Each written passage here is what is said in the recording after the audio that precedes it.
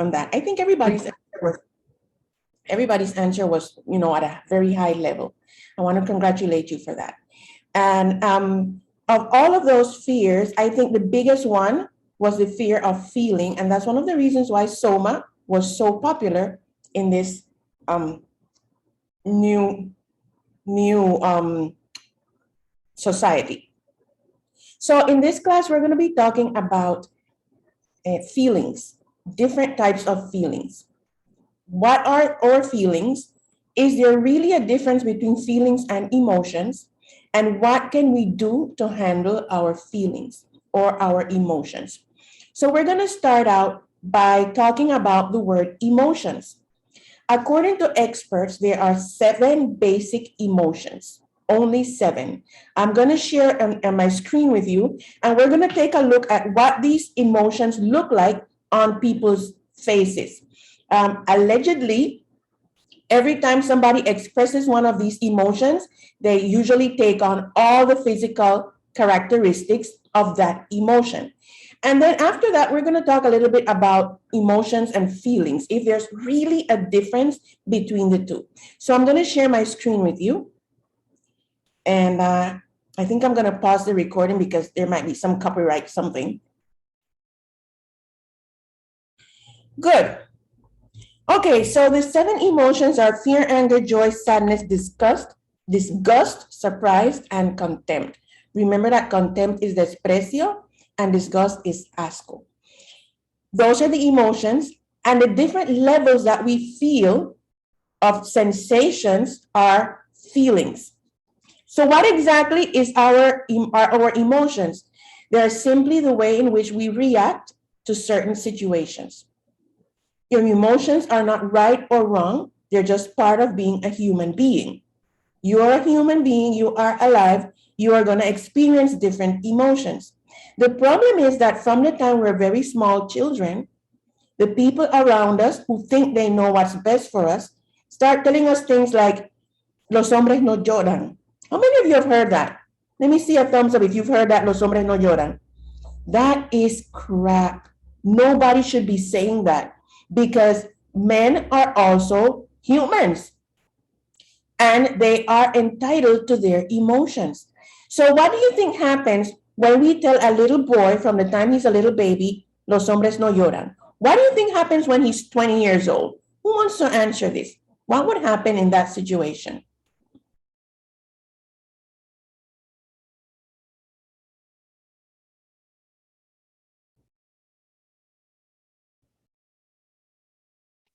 That create insecurity. It creates insecurity, according to Isabella. Yes. What else? What happens when a little boy grows up hearing los hombres no lloran?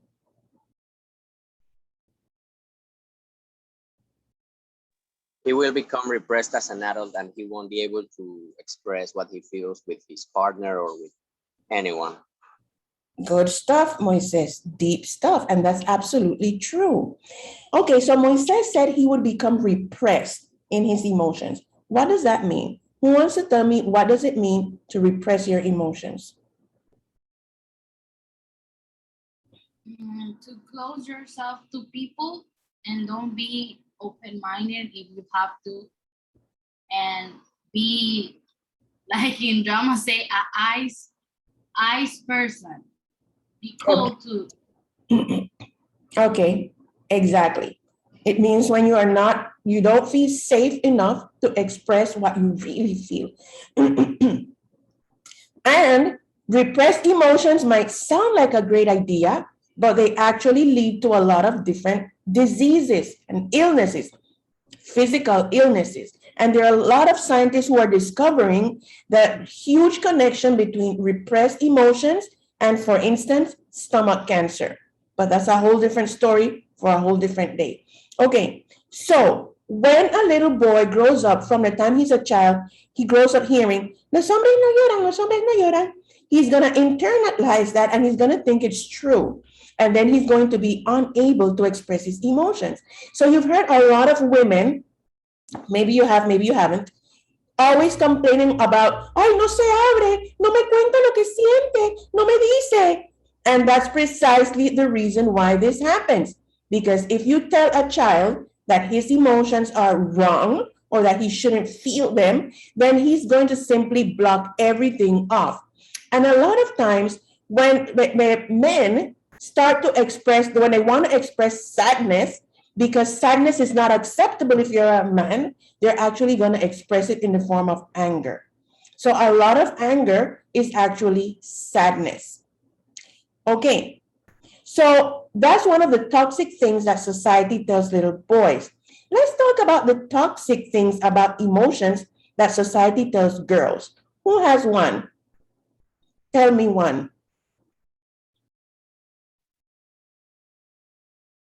Think about toxic stuff you've heard as a little girl about how girls should feel or shouldn't feel. So while you think about that, while you think about that, I forgot to say, men and boys should be able to cry, okay? And there's nothing wrong with that. You want to cry at a movie? Do it. If anybody wants to make you feel like you're less of a man because you're crying, punch them in the eye. You have every right to cry, and crying is actually healthy. The problem is, of course, the people who cry for everything, but that's a whole different topic. Go ahead, Mandisa. I hate this one. You should be girlish and clean and a clean girl, you know. And you should be beautiful, because if you aren't going, you won't be able to get a husband or a boyfriend. I'm like, what does my beauty and my Cleanliness. needs has to do with a boyfriend and husband? Like, Oh, okay then. Yeah, but being being beautiful and being clean aren't necessarily emotions. We're going for the emotions here. So what would be the emotion that they tell girls that it's not okay to feel? Come on. Anger. Anger, exactly. A lot of times when from the time we're growing up, we have been told that you're a girl, you're not supposed to be angry. You're supposed to be smiling all the time. You want people to love you. That is toxic waste. Anger is just a normal emotion. The problem with anger is what you do with it. But being angry or feeling angry at any point is perfectly okay. So a lot of times they want people to believe that being sad is a female emotion. Only females are supposed to feel sad. And being angry is a masculine emotion, and only boys are supposed to feel angry. And people, that is twisted garbage. That's absolutely not true. We are all humans, and we all have the right to feel every single one of our emotions, particularly the 7 that are on the list. Okay? So this thing about, oh, don't be too loud. Don't be too excited. Oh, lower your voice. You're a girl. Don't scream. Don't shout like that. You're a girl. That is completely, totally, I was going to say, where that word come from? That is completely absolute garbage. Okay. So let's talk about what happens when we tell little girls that they should not get angry. What happens to that little girl when she hits 20? Not even 20, 15. What happens to a little girl who grows up hearing, don't get angry, girls, don't get angry. Anger is not for girls. God doesn't love angry girls. What happens when she hits 15?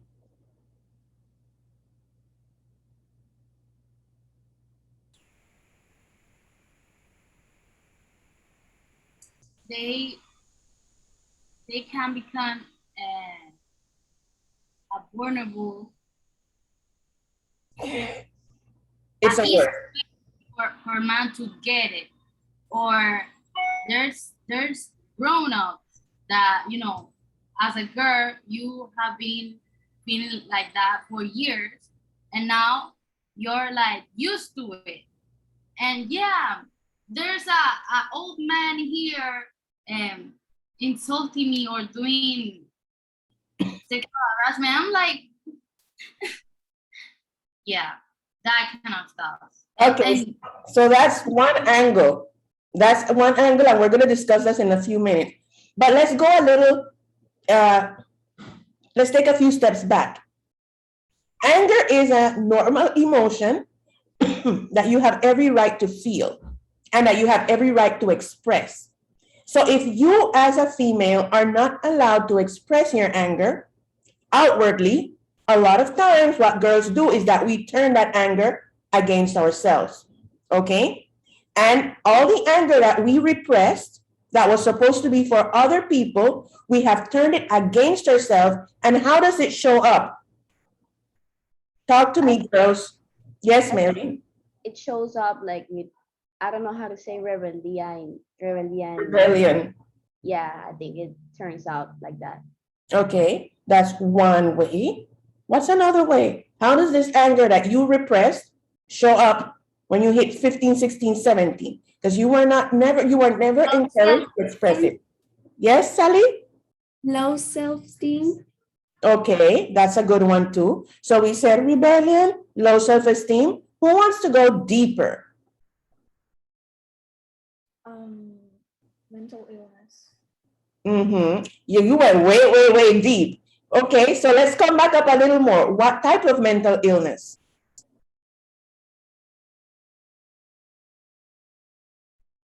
People, you have heard about little girls that cut themselves, right? Cutting? Have you heard of that? Never. What planet are you living on? Yes, we've heard of that, right? And that is simply repressed anger. And a lot of times, let's talk about depression. A lot of times people think that depression is just sadness. Depression is not just sadness. Depression is anger turned towards yourself. Okay? So if you grow up thinking that being angry is wrong and you should never be angry, a lot of times you're going to take, not always, but a lot of times you're going to take that anger and turn it against yourself. Because, okay, if I can't show everybody that I'm angry, I'm going to keep the anger inside and turn it against me. And we have a lot of issues that show up, such as cutting. There are also girls who hit themselves. And of course, different levels of depression. So, in essence, when adults and when we're kids and adults tell us, oh, you shouldn't feel sad, oh, boys don't cry, oh, little girls aren't angry, what they're actually doing is destroying our future. Okay, now does that mean that when I'm angry, I'm allowed to just scream and shout and throw things and break things? Is that what it means? So then what should I do with my anger? I mean, as long as your own emotions don't interfere with the emotions of others, then you can do what you want. For example, you're not gonna hit someone because you're angry, because that would be inflicting on their own like rights or their emotion. That would make them sad or also angry. So you might do something like, I don't know, if you're angry, you throw your phone to the wall. That doesn't affect anyone, so you can do it if you want. Technically, it affects whoever bought your phone, but okay, I get your point. Okay, so that's a good point. Who else? So if I'm not allowed, when I'm angry, if I can just go around smashing the windows of somebody's car or just slashing their tires, how do I get that anger out? So Moises said to throw your phone on the wall. No, that's not really what he said, but okay. What else can you do to get rid of that anger? Letters. What? Letters. Letters. Talk to me about letters, Janice. Well, you can write about how you feel on a journal too. And you can see how you're changing through the time, and then how you come back to the journal and read it as something to cope with, a coping mechanism to see your type of evolution at time. So I think that's the most healthy way. Okay, so yes. Or turning to a therapist or something. Yeah. So writing letters or journaling, great idea. Not only for anger, for many of our emotions. So yes, that's good. And it's just like getting paper and writing, and particularly not paying attention to gramática. Like, oh, tengo que poner la tilde. Don't do that. When you're writing for therapy, you just write whatever comes, however it comes, and without having to go back and check to see if you spelled properly or if you missed a word that should have been written in a different way or anything like that. So yeah, that's one really great strategy. Who can tell me a second one? How do I deal with my anger? Anger is okay. I need to feel it, okay? Because I'm alive, I'm human. But I can't just go around smashing glass. So then what do I do with the anger? Maybe you can get outside to run or something, like get distracted. Like exercise? Okay, Maybe. exercise is a good idea. One more? So we talked about journaling or smashing things that don't affect anybody. Smashing is good. You know, there are actually places, I don't know if there are any here in Panama, but in other countries that you actually go and you pay and they allow you to break stuff. That's quite good. It's quite good. I've never tried it, but I would love that. Just go and break some stuff. Yeah. Okay, I also saw a few months ago of a lady who wanted to deal with her anger, and she climbed up a mountain and just started throwing down rocks. And by the time she was finished, she was she felt really free. So that's one thing you can do. Okay. Who can tell me one more thing?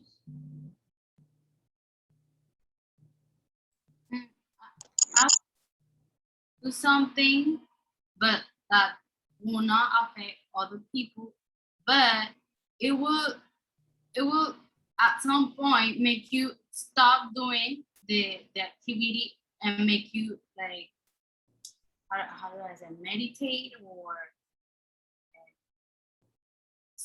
you start thinking on your own and start like, wait, why I'm doing this?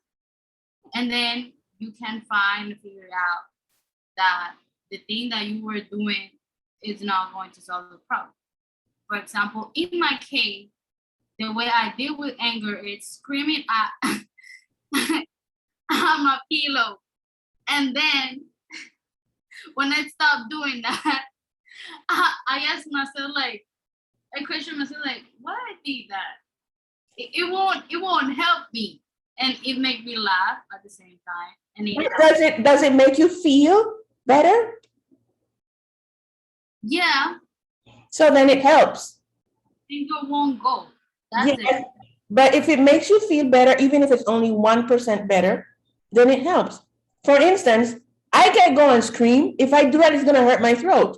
And I need my throat to work. So I wouldn't do the screaming part, but I would certainly go smashing stuff, like pay to this place that I told you about. They give you a bat and you can smash like a refrigerator and stuff. I can see myself doing that, or throwing stones. I can see that, or even writing it out, but not screaming because, Lord, the pain. Okay, so, but the thing is this, you have to figure out what works for you. And so what works for me is not necessarily going to be whatever works for you to get rid of your anger. The thing is, when you get angry, and getting angry is okay, what you cannot do is go ahead, like Moises was mentioning, and inflict pain on another person. So hitting people, insulting people, beating people up. You cannot do that, because that's when your anger becomes a problem. But it's okay to feel angry. You just need to figure out how to get rid of it. I think Sally said exercise, Janice said journaling, Mandisa said screaming. All of those are valid. Whatever works for you is fine. Sometimes if you might not always want to do the same thing. Sometimes you want to run, sometimes you want to scream, sometimes you want to hit something. Just find what works for you.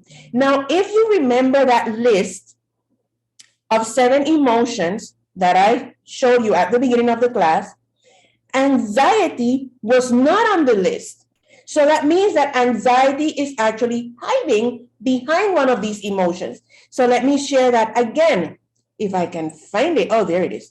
Let me share it again. And tell me which emotion or emotions is anxiety hiding behind. Okay, I'm going to Should I pause this? I'm not pausing anything. Just, see whatever it is. Sue me.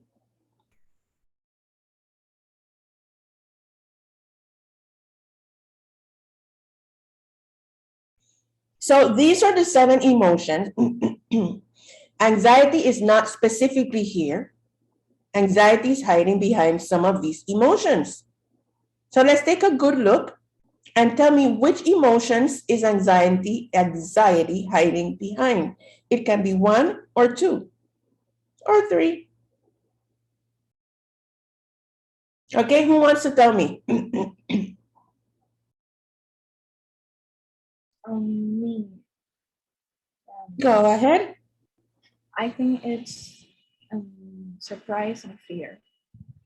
Surprise. Okay, I wasn't thinking of that one. Tell me, why did you pick surprise? Because in personal experience. Okay, good. Anybody has a different answer? Which emotions is anxiety hiding behind? And as you can see, people, I am an angel. Everybody knows I'm an angel. Okay, go ahead. Who wants to tell me? I think it will be like anger, fear, and sadness. Great combination. Toxic combination if not, dealt with. So you say anger, fear, and sadness. Anybody else? So we have, yeah, go ahead. Hmm? Contempt. Contempt is desprecio. So you think anxiety is hiding behind desprecio? What? Ay, lo confundí con todo. Okay then. Anybody else? Where is anxiety? It's not on our list of 7 top emotions. So it's behind one of these. Where is it? I just think it's gonna be like happiness. Anxiety is happiness? Okay. That's an interesting perspective. One more person? I think fear, sadness, and angry. Okay. So fear, sadness, and anger is winning because Mary and Layali said that. Janice also mentioned, did you mention anger? You said anger and surprise? No, you said fear. Okay. So yeah, anxiety is actually a combination of all the ones that you mentioned, okay? Because anxiety has different stages. We're not going to go into the stages of anxiety, but it has a little bit of anger, a little bit of fear, a lot of fear, a lot of, mostly a lot of anger and fear, a lot of fear in it. Okay, so the question is this: are any of these 7 emotions better than others? Is there like one is better than the other, or one is bad, or are they just equal? So for instance, go ahead, Janice. They are equal. They're equal. So for instance, can we say that if you feel contempt, you're a bad person? Or if you feel disgust, you're just horrible? No? So then what makes people judge these emotions? Why do we have people saying, oh, don't get angry. Oh, crying, don't cry. Crying is bad for boys. Why do we get this? And I'm going to start calling names. I'm going to name names to the silent people. Let's start with Adrian. Why are people trying to convince us that some emotions are bad and others are wonderful? Where does that come from? So I think it comes from like, so you know how in Japan they have this thing where they don't want to like break like you have an atmosphere on the street, like everything is quiet, everything is silent. You have that pressure of not wanting to like call the attention, like be the center of attention. You want to mix it with the herd. So that's kind of the same thing when it comes to other countries. That's like you don't want to be the odd one out. We see it on movies, like the heroes always never cry, and once they cry, it's only one tear running from the face. Like like their amount of steel and stuff like that. It's because like we don't want to seem different because we don't want like, oh, he's fine. So if I'm crying, there's something wrong with me. I don't wanna, you know, be different from the rest. So it usually comes from that. Okay. What about the rest of you? What do you think? Why are people so insistent that some emotions are bad and others are okay, but don't feel this because that's not good, and you're gonna burn in hell if you feel this, and you're a good person if you feel that? Where does that come from? Go ahead, Moises. Okay, I have an idea about this. So the people that say this, who usually don't think about what they say, they just say it because someone else said it to them, and it's like it was perpetrated by a lot of old people in the before time, you know. And so I think that must have a pragmatic root. So it's not like they just invented that because they wanted to make people miserable. It's because it might have some use in the ancient times. Because think about someone that is depressed, but they have like to hunt and they have to work and they have to like stay away from predators. If someone is depressed, they're not gonna want to eat, they're not gonna want to hunt and do all the things that is useful for society in those times. And so it became like this stigma that they used to convince people to work and do things, because if you're depressed, you're not gonna work. If you're angry, you're gonna start hitting others in your tribe or in your group. So they demonize that by using different stuff like boys don't cry, or maybe religion, or they became those sayings because they had a use before, but they just kept on generation by generation until modern times, in which we know that that's not the case, that you can feel emotions, that you should control them, but we are so like controlled by the past we had that we don't realize that. And so people keep saying those things because they think, oh, no harm, there's no harm in that. Yeah, a lot of it has to do precisely with the loss of independent thinking, because people just pass on these sayings and these ideas from one generation to the next without stopping to say, hey, maybe this doesn't apply anymore. Maybe this is not the way life is.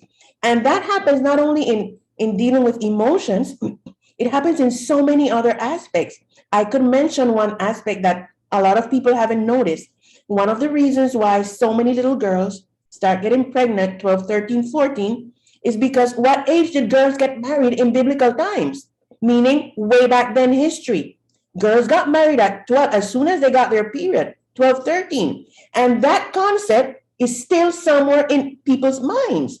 And so now, of course, it's horrible for a girl to get pregnant at 12, 13, 14, and we actually condemn it and see the little girl as some type of evil little thing. But we forget that historically, girls used to get married around that age, and we just haven't changed the chip. So the same thing is happening with all these sayings that maybe they worked at a time in history when they were needed, but they don't work anymore, but people continue to say them. Just the other day, I wrote on my Facebook, and a lot of people thought it was a joke, that breakfast is the one of the most useless modern inventions. And it's true, because if you go back in history, people never used to have breakfast and they were fine. They were not overweight, they didn't have diabetes, high blood pressure, and a whole lot of stuff. But then why did breakfast occur? Because in the industrial age, men used to have to go to work from early morning and they would be back home late at night. And if they did not have a hearty breakfast, they would not be able to work at all during the day, because their only meal was usually at night. And that's when breakfast became a thing. And then cereal companies wanted to sell you the Fruit Loops and the Captain Crunch and the Jugu Jugu Lugu, whatever the cereals are called. And they started this whole slogan like breakfast is the most important meal of the day. But technically, it's not. Some people love breakfast and it's good for them. And some people get sick if they have breakfast because Your body's just not ready for it. But we have this idea like, oh, you gotta have breakfast. So we force kids to drink something or eat something when their body is really not interested in having food. So the same thing happens with these, and great point, Moises, with a lot of the ways we handle emotions. And sometimes I think it's a little hypocritical because there is stories in the Bible of God getting angry, of Jesus getting angry, and yet we want people to think that getting angry means they're going to go to hell. It's a normal emotion. Okay, so what should we do with our emotions? First of all, they're all normal. Secondly, we're human. You can feel all of them, and you can feel all of them the same day, and there's nothing wrong with you. The problem comes with how we deal with them. If you're going to use your sadness to manipulate people, or your anger to hurt people, or your contempt to feel like you're superior to people, then that's a problem. But it's okay to feel contempt, and it's okay to be sad and angry and all the other emotions. How do you handle your emotions and how do you control your emotions? It's not that difficult. You need to stop trying to repress them. If you are sad, be honest with yourself and say to yourself, I'm sad. Now, remember I said, we don't use our emotions to manipulate people. So don't go texting people like, oh, I'm sad, I'm going to kill myself, I'm so sad. Don't do that. That's manipulation. But if you are feeling sad, it's okay to tell yourself, I'm sad. And the next step, if you're able to, is to figure out why you're sad. It's okay to feel sad, but you need to figure out why so that you can change something if feeling sad is uncomfortable to you. Same thing happens with anger. Instead of saying, no, yo estoy bien, yo estoy bien. Hey, you're angry. Estoy enojada. Say it. And then figure out why you're angry. And then try to change whatever needs to be changed. Not because the emotion is bad, but because it makes you uncomfortable. Okay? So a lot of times we find people, you ask them, ¿Cómo estás? Bendecida en Victoria. And you can see that it's a lie. But we have this need to try to impress people so people think that we're okay when we're not. And the result is exactly what we're seeing in society.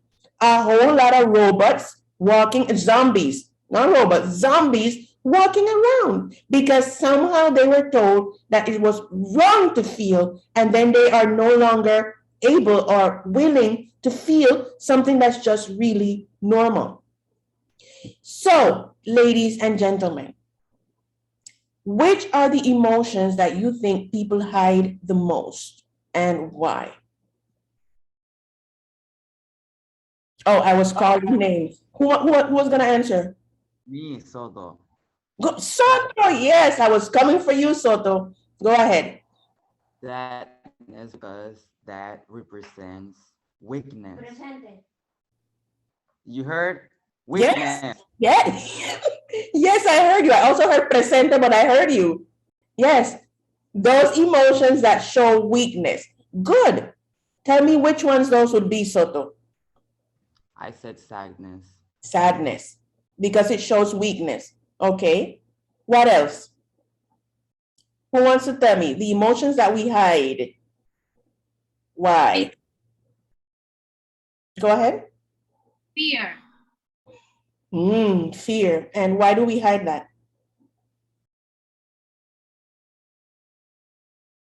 Why?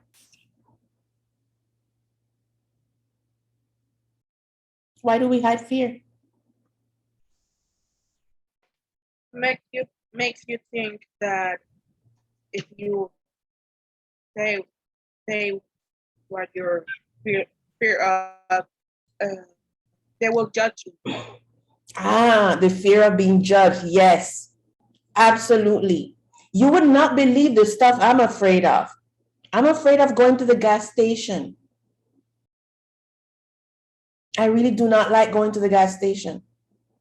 I don't think my car is going to explode or anything, but I'm just afraid that I won't be able to express what I need. And so I really hate I gotta go because nobody's going to go for me, but I really don't like going to the gas station. And recently I discovered that it was just fear. Does everybody see the little halo at the top of my head? Yeah, I'm an angel. So yeah, I'm afraid of going to the gas station because I'm afraid of being judged. Yep, me. So yeah, that's absolutely true, Isabella. Tell me, the rest of you, another fear that we might have. Going on a walk. Going on a walk, and why? Because I'm afraid of getting kidnapped or raped. Oh my goodness. You go deep. Okay. Yeah. Yeah. Yeah, that's a valid fear. Anybody else? What other fears do people hide, or what other emotions in general do people hide, and why do you think they hide them? Fear is a big one. Fear is one of the most toxic emotions if you don't know how to handle it, because it can literally paralyze you and destroy your life. So it's okay to feel fear, but don't let it paralyze you. Like the people who are afraid of leaving their houses and they stay locked up in their houses like for decades and they never go out because of fear. Okay? So that's when fear becomes something that really paralyzes you, and you should try to work through that. But it's okay to feel the fear. Just don't let it stop you. Tell me another emotion that people try to hide and why. And let's go to Natalie Rodriguez, who has been silently sitting there.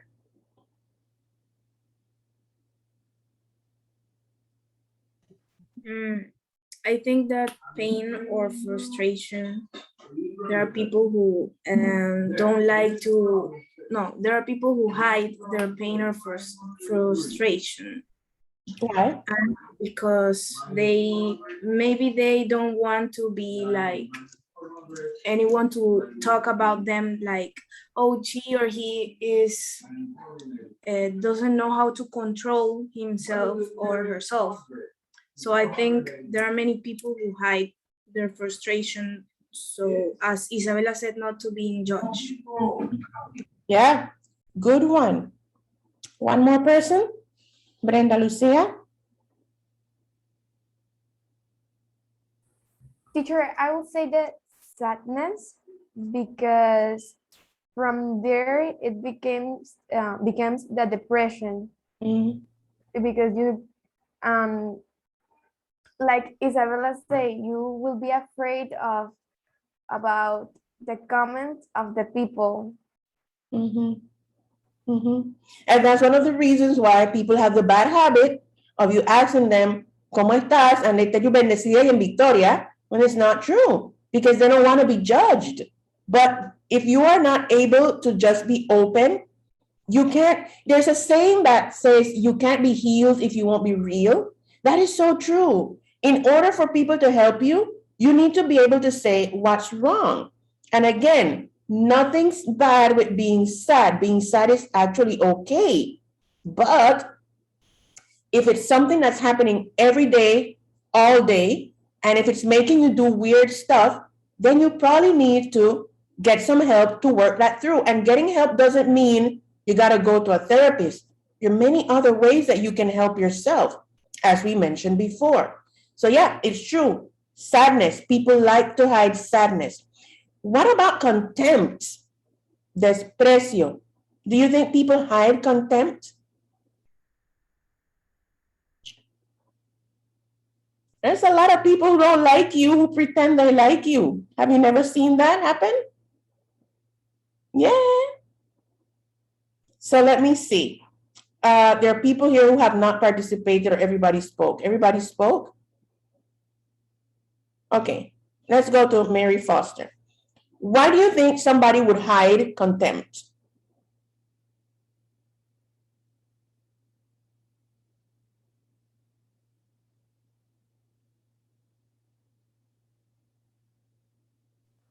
I think maybe it's because they don't want to get that rejection from that person at some point. I don't know. That's the thing that came to my Yeah, mind. that's actually interesting. I don't like the person, but I don't want the person to reject me. So I don't like you, but I want you to like me. Yeah, that it makes sense. It happens a lot. And especially in these times that we're living in, in which people think that it's really important to be liked. Hey, it's not important to be liked. Okay? Some people are going to like you and some are not going to like you, and that's okay. There's nothing wrong with that. So, what about disgust? We haven't spoken about disgust. Let's talk of that before we leave. Disgust, we said, is asco. Do you think people hide disgust, and why would they do that?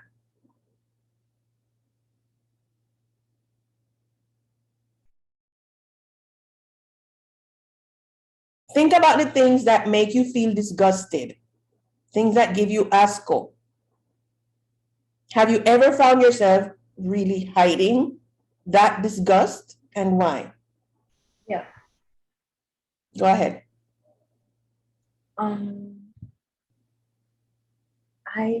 I fake that I like people, but inside I feel disgust when someone I know, like, legit talk stuff that I know it's not true, and like, and when our times like you're being homophobic or racist, transphobic, or whatever, and those kind of cases, I'm not gonna hide my disgust.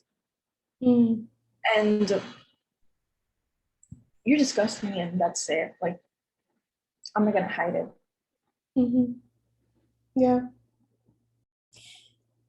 I used to go to church a lot when I was younger. And one of the things that I disliked most is at the end of church when people come to hug you or give you the hand.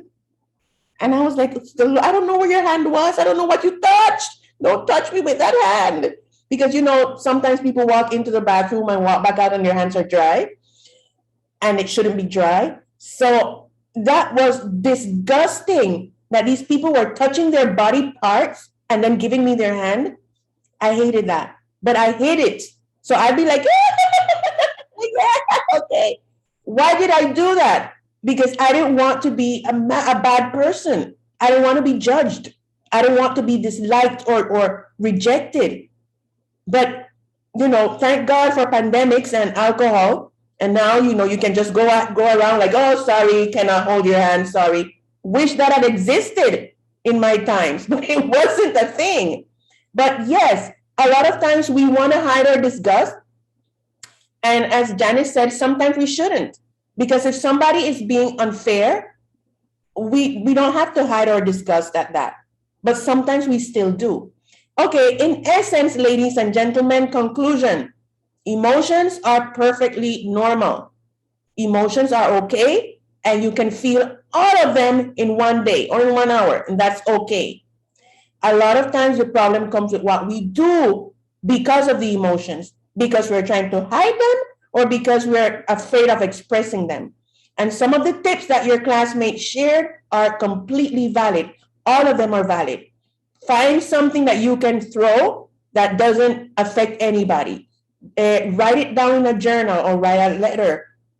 Go do some exercise or, you know, whatever. Figure out what works for you and process those emotions. Don't repress them and don't try to pretend you're okay when you're not, because you cannot be healed if you won't be real. Okay, people, this has been fun. See you next time, which would be like in 2 or 3 weeks. I don't know. Anyway, bye-bye.